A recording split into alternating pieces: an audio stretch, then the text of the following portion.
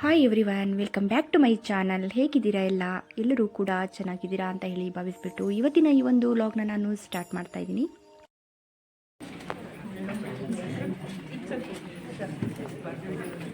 ಒಂದು ಅಪರೂಪದ ಸಂದರ್ಭ. ಕನ್ನಡ ಸಾರಸ್ವತ ಲೋಕದಲ್ಲಿ ವಿಶಿಷ್ಟವಾದ ಛಾಪನ್ನು ಮೂಡಿಸಿರುವ ವ್ಯಕ್ತಿ.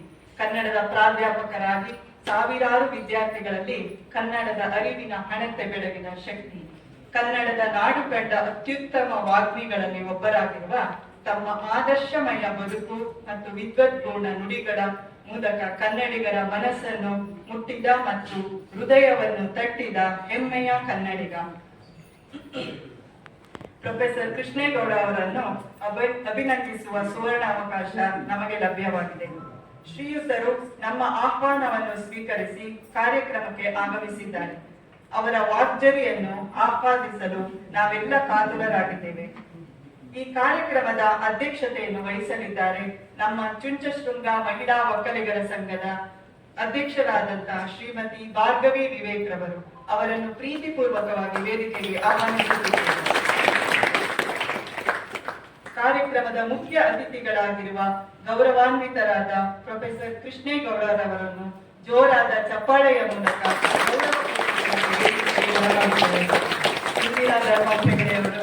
ವೇದಿಕೆಗೆ ಕರೆತರಬೇಕಾಗಿ ಕೇಳಿಕೊಳ್ತಾರೆ. ಸಂಘದ ಸ್ಥಾಪಕ ಅಧ್ಯಕ್ಷರಾದ ಶ್ರೀಮತಿ ಶಾಮಿಲಿ ರಮೇಶ್ ರವರು, ಕಾರ್ಯದರ್ಶಿ ಶ್ರೀಮತಿ ಗಾಯತ್ರಿ ಕೃಷ್ಣಪ್ಪಗೌಡ ಅವರು ಹಾಗೂ ಖಜಾಂಚಿ ಶ್ರೀಮತಿ ಪೂರ್ಣಿಮಾ ಜಗದೀಶ್ ರವರನ್ನು ಪ್ರೀತಿಪೂರ್ವಕವಾಗಿ ವೇದಿಕೆಗೆ ಆಹ್ವಾನಿಸಿದ್ದಾರೆ.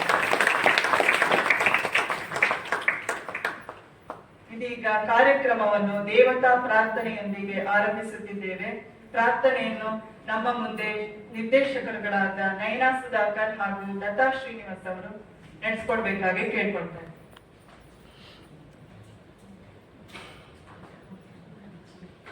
ಶರಣಂ ಶರಣಂ ಗೌರಿ ಸುತಂ, ಶರಣಂ ಶರಣಂ ಗೌರಿ ಸುತಂ, ಏಕದಂತಂ ಗಜಾನನಂ ಶೂರ್ಪಕರ್ಣಂ ಲಂಬೋದರಂ. ಅಲ್ಲಿ ಹಳೆ ವಿದ್ಯಾರ್ಥಿ ಸಂಘದಲ್ಲಿ ಅಧ್ಯಕ್ಷರು ನನ್ನ ಯಜಮಾನರ ಆಗಿರೋದ್ರಿಂದ ನಾನು ಅವ್ರ ಹತ್ರ ಹೇಳಿದ್ದೆ, ಟೈಮ್ ಇದ್ರೆ ನಮ್ಮ ಸಂಘಕ್ಕೂ ಅವ್ರನ್ನ ಒಂದ್ಸಲಿ ಕರ್ಸ್ಬೋದಾ ಅಂತ. ನೋಡೋಣ, ಮಾತಾಡ್ತೀನಿ ಅಂತ ಹೇಳಿದ್ರು. ಸರ್ ಹತ್ರ ಕೇಳಿದಾಗ ಆಯ್ತು ಅಂತ ಅವ್ರು ಖುಷಿಲಿ ಒಪ್ಕೊಂಡು ನಮಗೊಂದು ಚಿಕ್ಕ ಸಮಯ ಕೊಟ್ಟು ಬಂದಿದ್ದಾರೆ. ಅದರಿಂದ ನನಗೇನು ಹೆಚ್ಚಿಗೆ ಮಾತಾಡ್ಲಿಕ್ಕಿಂತ ನಾನು ಅವ್ರ ಬಗ್ಗೆ ಒಂದು ಚಿಕ್ಕದಾಗಿ ಒಂದು ಕಿರುಪರಿಚಯ ಮಾಡ್ಕೊಡ್ತೀನಿ. ಇವರ ಹುಟ್ಟೂರು ಮಂಡ್ಯ ಜಿಲ್ಲೆ ಪಾಂಡವಪುರ ತಾಲೂಕಿನ ಕನಕನ ಮರಡಿಯವರು. ಕೃಷಿಕ ಕುಟುಂಬದಲ್ಲಿ ಜನಿಸಿದ್ದು. ತಂದೆ ಮಾಜಿ ಚೇರ್ಮನ್ ಮರಿಗೌಡರು, ತಾಯಿ ಶ್ರೀಮತಿ ದೇವಮ್ಮನವರು. 8 ಜನ ಮಕ್ಕಳ ಪೈಕಿ ಇವರು 3ನೇಯವರು. ಇವರ ವಿದ್ಯಾಭ್ಯಾಸ ಸ್ವಗ್ರಾಮದಲ್ಲಿ ಪ್ರೌಢಶಾಲೆವರೆಗೆ, ನಂತರ ಮೈಸೂರಿನ ಶಾರದಾ ವಿಲಾಸ ಕಾಲೇಜಿನಲ್ಲಿ BSc ಪದವಿ, ನಂತರ ಮಾನಸ ಗಂಗೋತ್ರಿಯ ಕನ್ನಡ ಅಧ್ಯಯನ ಸಂಸ್ಥೆಯಿಂದ ಕನ್ನಡ MA ಪದವಿ, ನಂತರ ಪ್ರಥಮ ರ್ಯಾಂಕ್ ಪಡೆದು ಚಿನ್ನದ ಪದಕಗಳೊಂದಿಗೆ ಪ್ರಥಮ ರ್ಯಾಂಕ್ ಪಡೆದಿದ್ದಾರೆ. 1983ರಿಂದ 2017ರವರೆಗೆ ಸಂತ ಫಿಲೋಮಿನಾ ಕಾಲೇಜಿನಲ್ಲಿ ಕನ್ನಡ ಅಧ್ಯಾಪಕರಾಗಿ, ನಂತರ ಪ್ರಾಂಶುಪಾಲರಾಗಿ ಸತತ 34 ವರ್ಷಗಳ ಸುದೀರ್ಘ ಸೇವೆ ಸಲ್ಲಿಸಿ ಅಲ್ಲೇ ನಿವೃತ್ತಿಯನ್ನು ಪಡೆದಿದ್ದಾರೆ. ಇವರು ಚಿಕ್ಕಂದಿನಿಂದಲೂ ಚರ್ಚಾಪಟು, ಹಾಡುಗಾರ, ತುಂಬಾ ಚಿತ್ರಗೀತೆಗಳ ರಚನೆಕಾರ, ಸುಮಾರು ಪತ್ರಿಕೆಗಳಲ್ಲಿ ಅಂಕಣ ಲೇಖಕರು. 2017ರ ಮಂಡ್ಯ ಜಿಲ್ಲಾ ಸಾಹಿತ್ಯ ಸಮ್ಮೇಳನದ ಅಧ್ಯಕ್ಷತೆ ಗೌರವ. ಇವರು ಸಾಕಷ್ಟು ಪ್ರಶಸ್ತಿ ಪುರಸ್ಕೃತರು. ಮುಖ್ಯವಾಗಿ ಕನ್ನಡ ರಾಜ್ಯೋತ್ಸವ ಪ್ರಶಸ್ತಿ, ಶಿವರಾಮ್ ಕಾರಂತ್ ಪ್ರಶಸ್ತಿ. 57 ಬಾರಿ ವಿದೇಶ ಪ್ರವಾಸ ಮಾಡಿ ಅಲ್ಲೆಲ್ಲ ನಮ್ಮ ಕನ್ನಡದ ಕಂಪನ್ನು ಪಸರಿಸಿದವರು. ಇವರು ಉದಯ ಟಿವಿಯ ಹರಟೆ ಕಾರ್ಯಕ್ರಮ ತುಂಬಾ ಜನಪ್ರಿಯ. ಇವರ ಪತ್ನಿ ಶ್ರೀಮತಿ ಕಲ್ಪನಾ ಮತ್ತು 2 ಹೆಣ್ಣು ಮಕ್ಕಳು, ಸಿಂಚನ ಸುಗಂಧಿನಿ ಮತ್ತು ಸುಗಮ ಸುಹಾಸಿನಿ. ಇದು ಅವರ ಕಿರುಪರಿಚಯ. ನಾನೀಗ ತುಂಬಾ ಕಮ್ಮಿ ಹೇಳ್ತಾ ಇದ್ದೀನಿ, ಯಾಕೆಂದ್ರೆ ನಮಗೆ ತುಂಬಾ ಟೈಮ್ ಇಲ್ಲ. ಅವ್ರ ಬಗ್ಗೆ ಹೇಳಕ್ ಆಗಲ್ಲ, ಯಾಕೆಂದ್ರೆ ಅವ್ರು ಅಷ್ಟು ಸಾಧನೆ ಮಾಡಿ ಅಷ್ಟು ದೊಡ್ಡ ವ್ಯಕ್ತಿ ಆಗಿದ್ದಾರೆ. ಅವ್ರನ್ನ ನಾವು ಕಳಿಸಿ ಇದೊಂದು ಮಾತಾಡಕ್, ಅವ್ರು ನಮ್ಗೊಂದು ಕಾರ್ಯಕ್ರಮ ಮಾಡಕ್ ಒಂದು ಅವಕಾಶ ಕೊಟ್ಟಿದ್ದಾರೆ. ಅವರಿಗೆ ನನ್ನ ಹೃತ್ಪೂರ್ವಕ ಧನ್ಯವಾದಗಳನ್ನು ಅರ್ಪಿಸ್ತಾ, ಅವ್ರು ಈಗ ನಮ್ಮ ಸಂಘ, ಅವರು ಬೈಬೇಡಿ ಸರ್, ನಾವು ಚಿಕ್ಕದಾಗ ಒಂದು ಕಾಣಿಕೆ ತಂದ್ಕೊಂಡಿದ್ದೀವಿ ಅದು ಕೊಡಲ್ಲ ಅಂತ, ದಯವಿಟ್ಟು ಅದನ್ನೊಂದು ಸ್ವೀಕಾರ ಮಾಡಿ. ಆಮೇಲೆ ನಿಮ್ಗೆ ಮೈ ಕೊಡ್ತೀವಿ ಸರ್.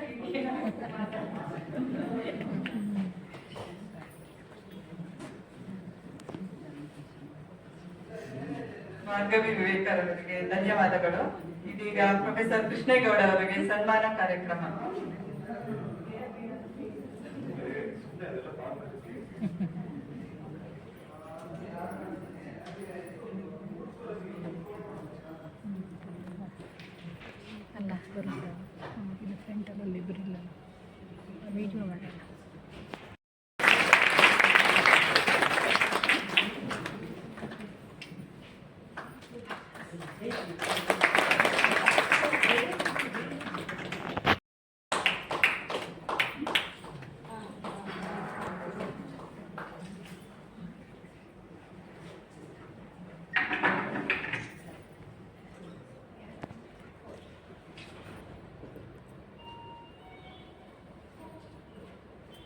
ಮಾತಾಡ್ಬೇಕು ಅನ್ನೋದಲ್ಲ ಪ್ರಶ್ನೆ, ಮಾತಾಡಬಾರದು ಅನ್ನೋದು ಪ್ರಶ್ನೆ.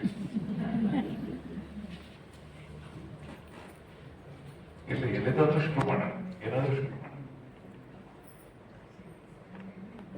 ನಾನು ಮಂಡ್ಯ ಜಿಲ್ಲೆಯವನು, ಆದ್ರೆ ನನ್ನ ಪರಿಚಯದಲ್ಲಿ ಹೇಳಿದ ಹಾಗೆ ಒಂದು ಕೃಷಿಕ ಕುಟುಂಬದಲ್ಲಿ ಬಂದ.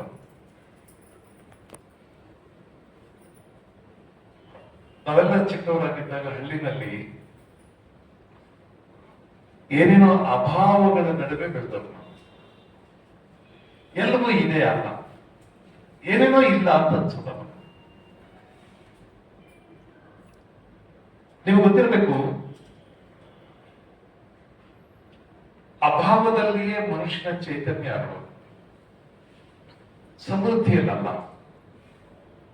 ಅಭಾವ ಇದ್ದಾಗ ಏನಾದ್ರೂ ಮಾಡ್ತೀವಿ. ನಿಮಗೂ ಈ ತರ ಗೊತ್ತಿದ್ದಿರ್ಬೋದೇನೋ. ನಾವೆಲ್ಲ ಚಿಕ್ಕವರು ಬುಗುರಿ ಆಟ ಆಡಿದ್ರೆ ಬುಗುರಿ ನಾವೇ ಮಾಡ್ಕೋಬೇಕಾಗಿತ್ತು. ಒಂದ್ ಬುಗುರಿ ತಂದು ಕೊಡೋರು, ಹೇಳಿದ್ರೆ ತೆಗೆಸ್ಕೋಬೋದಾಗಿತ್ತು. ಒಂದು ಎರಡನೇ ತಗೊಳ್ತಿರ್ಲಿಲ್ಲ ಮದಿಯವರು. ಒಂದೋ ಎರಡೋ ಮೂರೋ ಗೋಲಿ ತಗೊಳ್ಳೋರು, ಅದರಿಂದ ಆಚೆ ಗೋಲಿ ತೆಗೆಸ್ಕೊಳಕ್ ಆಗ್ತಿರ್ಲಿಲ್ಲ. ನಾವೇ ಏನಾದ್ರು ಮಾಡ್ಕೋಬೇಕಾಗಿತ್ತು. ಗಾಳಿಪಟ ಮಾಡಿದ್ರೆ ನಾವೇ ಕಟ್ಕೋಬೇಕಾಗಿತ್ತು. ಸೊ ನಾವೇ ಮಾಡ್ಕೋಬೇಕು ಅಂತಂದಾಗ ನಮ್ಮ ಕ್ರಿಯೇಟಿವಿಟಿ ಕೆಲಸ ಮಾಡಕ್ ಶುರು ಮಾಡುತ್ತೆ. ನಾವು ಅದಕ್ಕಿಂತ ನನಗೆ ನನ್ನ ಬಾಲ್ಯದ ಬಹಳ ಸಂತೋಷದ ವಿಷಯ ಹೇಳಬೇಕಂದ್ರೆ, ನಮ್ಮ ಹಳ್ಳಿನಲ್ಲಿ ಬಹಳ ಜನ ಬಡವರಿದ್ರು. ಹಂಗ ನೋಡಿದ್ರೆ ನಾನು ಪುಣ್ಯವಂತ, ನಾವು ಸ್ವಲ್ಪ ಸ್ಥಿತಿವಂತರ ಫ್ಯಾಮಿಲಿ. ಬಡತನ ಏನು ಇರಲಿಲ್ಲ, ಆದ್ರೆ ನಾವೇನು ಭಾರಿ ಶ್ರೀಮಂತರಲ್ಲ.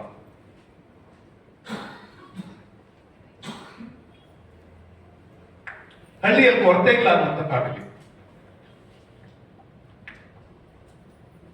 ಆದ್ರೆ ನಮ್ಮಲ್ಲಿ ಬಹಳ ಜನಕ್ಕೆ ಬಡವರು ಇದ್ರಲ್ಲ, ಅವ್ರನ್ನ ಬಡವರು ಅಂತಾನೆ ಗೊತ್ತಿಲ್ಲ.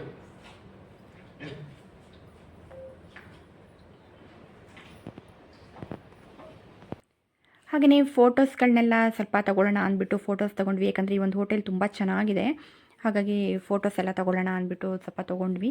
ಹಾಗೆ ನಮಗೆ ಫಂಕ್ಷನ್ ಸ್ಟಾರ್ಟ್ ಆಗಿದೆ 4:15, ಹಾಗಾಗಿ 7 ಗಂಟೆನೇ ಆಗೋಯಿತು ನಮಗೆ ಮುಗಿಯೋಷ್ಟೊತ್ತಿಗೆ.